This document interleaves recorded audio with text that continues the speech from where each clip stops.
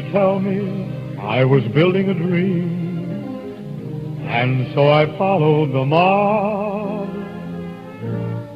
When there was earth to plow or guns to bear, I was always there.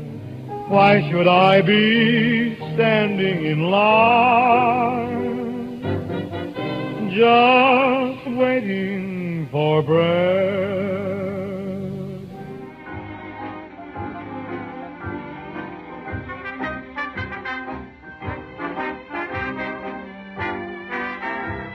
In Harding's successful campaign, he promised a return to normalcy.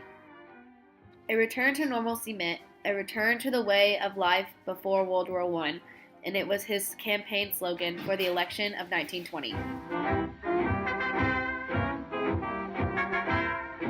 His goal wasn't to be big and ambitious, but to be calm and collected. Due to his lack of ambition, he wasn't considered fit for presidency. Under him was the Teapot Dome scandal, which was a government scandal involving a former United States Navy oil reserve in Wyoming that was secretly leased to a private oil company in 1921. It became symbolic of the scandals of the Harding administration. Harding was known for budget cuts and limited federal spending. During his time as president, federal spending fell from $6.3 billion in 1920 to $5 billion in 1921 to $3.3 billion in 1922, and the national debt was reduced by a third. In 1923, Harding decided to make a trip to visit the state of Alaska. However, his health was failing him. He checked into a hotel in San Francisco to rest, and on August 2, 1923, he suffered a heart attack and died.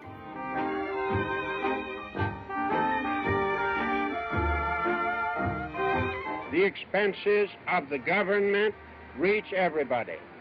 Taxes take from everyone a part of his earnings and force everyone to work for a certain part of his time for the government. I want the people of America to be able to work less for the government and more for themselves. President Coolidge, who won the election of 1924, was previously the vice president under Harding. Coolidge was a big believer in laissez-faire economics, which is the belief that the economy and businesses function best when there is little interference by the government. He did little to regulate the economy. He also opposed a large federal government and left many decisions up to individual states.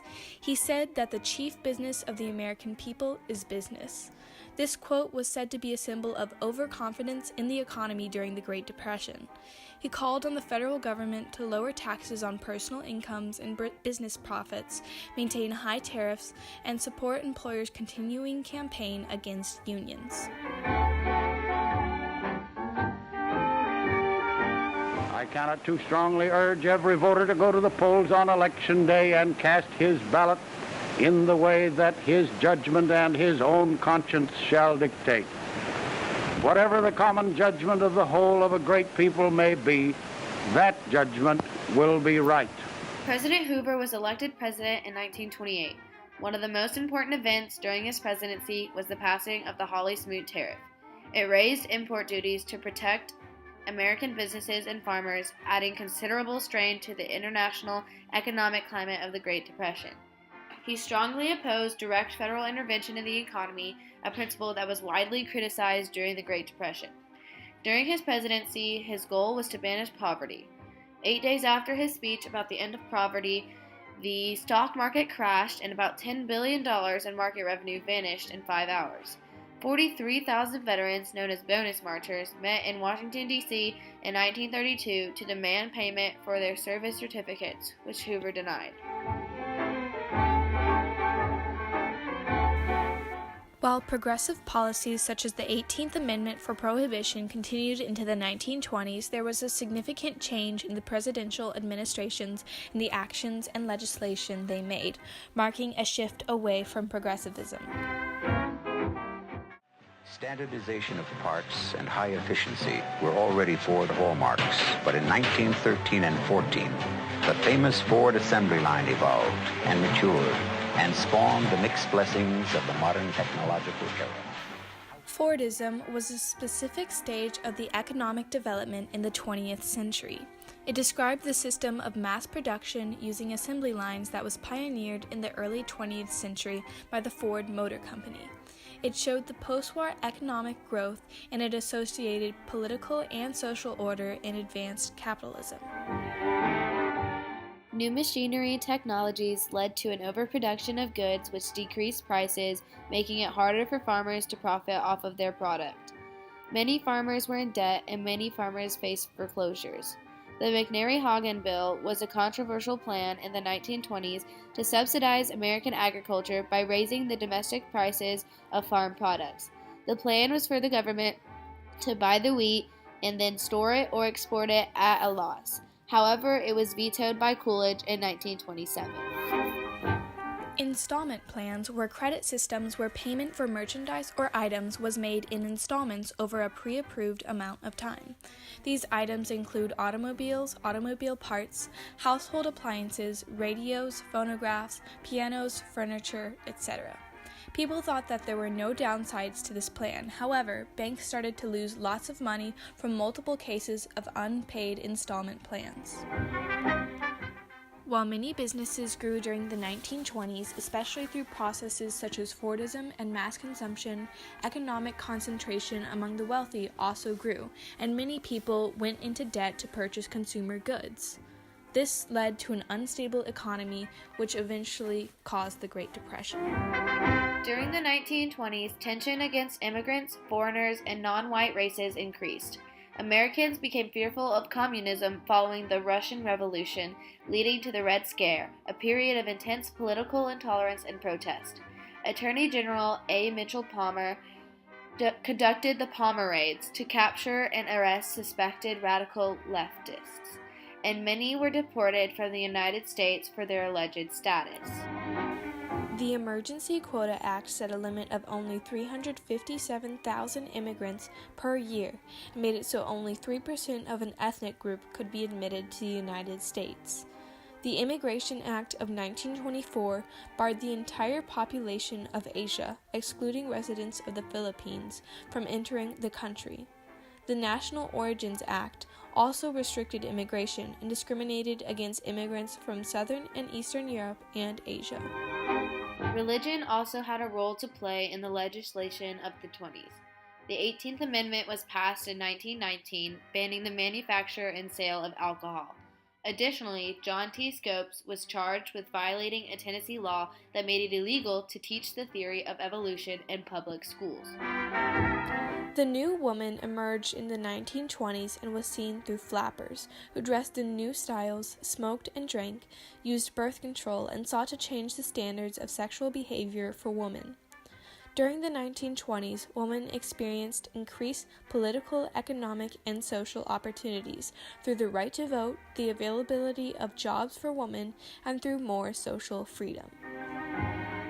The Ku Klux Klan was reborn in Atlanta in 1919, claiming that the American way of life was endangered by blacks and immigrants, affecting politics in the North and West, where many believed immigrants were taking American jobs and contributing to crime.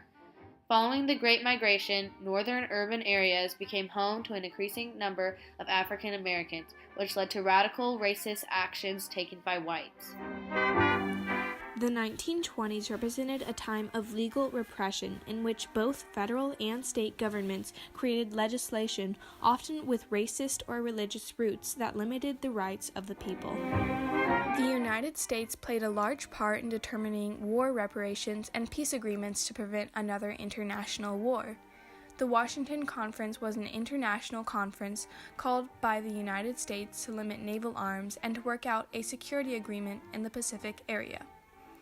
Through the Four-Power Pact, the United States, France, Britain, and Japan agreed to consult each other if crises emerged in East Asia before taking action. The Nine-Power Pact marked the internationalization of the United States' open-door policy in China. In the Dawes Plan, the United States loaned money to Germany so that it could pay reparations to England and France so they could pay back their loans to the United States. The Young Plan was the second renegotiation of Germany's reparation payments. The Kellogg-Briand Peace Pact was a promise not to resolve disputes and conflicts with war. As we sought peace agreements with other countries, the United States continued to take action in Caribbean countries to protect their own interests in the Western Hemisphere. U.S. foreign policy was one of internationalism in the 1920s, which can be partially attributed to World War I. Although the United States refused to join the League of Nations, we pursued foreign affairs in order to protect our own interests. During the 1920s, Harlem, New York came to be known as the capital of Black America. It had a vibrant cultural community that promoted art and entertainment. During the Harlem Renaissance, artists, musicians, and writers expressed shared feelings and experiences that were often influenced by Jim Crow and racism. Many sought a return to revival of American and Southern traditions. Protests of racism and discrimination were deeply rooted in the Harlem Renaissance movement. The Lost Generation was a group of writers whose works often criticized society and the quality of life in the United States, and whether moral values were really being upheld. These writers included Ernest Hemingway, F. Scott Fitzgerald, and many other famous writers.